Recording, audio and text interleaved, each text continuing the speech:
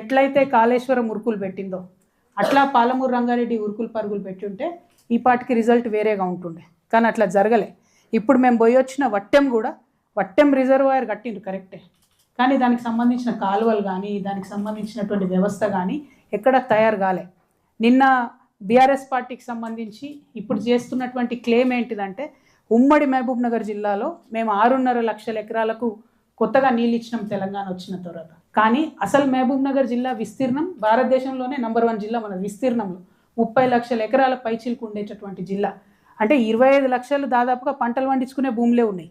ఆ 25 లక్షల పంటలు పండించుకునే భూముల తెలంగాణ వచ్చిన ఈ 12 ఏళ్లకు కేవలం 6.5 లక్షల ఎకరాలకు మనం నీళ్ళు ఇచ్చినాం.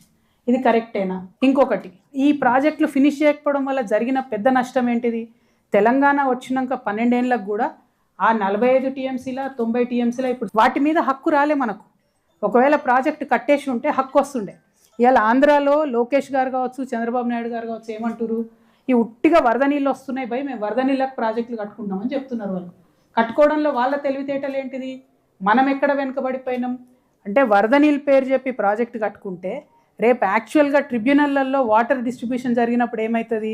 ఆల్రెడీ కట్టేసుకున్నారు కదా వీళ్ళు, 100 టీఎంసీల ప్రాజెక్టు కట్టుకున్నారు కాబట్టి 100 టీఎంసీలు వీళ్ళకి ఇచ్చేద్దామంటారు. సో అట్లా ఇక్కడ పాలమూరు రంగారెడ్డి అనేటటువంటిది కట్టేసి ఉంటే ఇప్పటికే మనకు 90 టీఎంసీ హక్కుభుక్తంగా వస్తుంది. ఇప్పుడు అది జరగలేదు.